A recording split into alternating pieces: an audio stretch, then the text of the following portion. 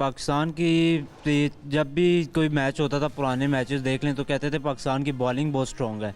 ठीक है, तो अब लेगेसी वो चार्म वो अब नहीं रहा पाकिस्तान की बॉलिंग में, क्योंकि उनकी वो स्विंग और लाइन और लेंथ कंसिस्टेंसी मिस हो रही है। तो उसके रिलेटेड अगर आप कुछ बताना चाहिए। और सेकंडली ये कि पाकिस्तान ने जो फास्ट बॉलर्स हैं रिसेंटली थी, नसीम शाह हो गया, शाहीन शाह और हारिस रऊफ, तो इन्होंने कोई बड़ी टीम के खिलाफ फाइफर नहीं लगाए अभी तक। कोई पाकिस्तान ये मिस कर रहा है कि फास्ट बॉलर्स हमारे कोई पंजे नहीं लगा रहे। ये बड़ी अच्छी बात की। वसीम भाई थे, वकार भाई थे, शोएब अख्तर थे, कोई बड़ा स्टार पैदा नहीं हुआ। आमिर चले आए कुछ टाइम के लिए, कंट्रोवर्सीज का हिस्सा रहे, लेकिन उस तरह से कोई इसमें आपकी फास्ट बॉलिंग लेगेसी थी, आपके फास्ट बॉलिंग रोल मॉडल्स थे। आप फजल महमूद से शुरू हुए हैं, फिर इमरान खान थे।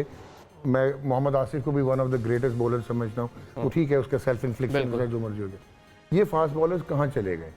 एक तो आपके इंफ्रास्ट्रक्चर में कुछ पिचेस होती थी, कुछ बॉल बनते थे फर्स्ट क्लास क्रिकेट में रिवर्स स्विंग के लिए, उसका मैकेनिज्म अब ख़त्म हो गया है। अब आप बॉल टेम्पर नहीं कर सकते इतनी आसानी से। तीसरा ये था कि नेचुरल एथलीट्स थे, जिम का कॉन्सेप्ट कम था, और ये बॉलिंग जिसमें ये कहता है रेपिटेशन बॉलिंग करते थे, लंबे मैचेस खेलते थे, 500-500 ओवर करते थे, ट्रॉफी खेलते थे। 3 स्पेल में, तीसरे स्पेल में भी शुएब हो जाए या वसीम अकरम या वकार, वो उनकी स्पीड नीचे नहीं आती। बिल्कुल मोहम्मद जाहिद था। और अब क्या हुआ है कि एक तो क्रिकेट का जो कैलेंडर है, ये जो लीग्स आई हैं, वो इतना प्रायोरिटी इनकी ये बन गई है कॉन्ट्रैक्ट्स की वजह से, मैं ये लीग भी खेल लूँ, मैं ये लीग भी खेल लूँ, मैं ये भी कर लूँ।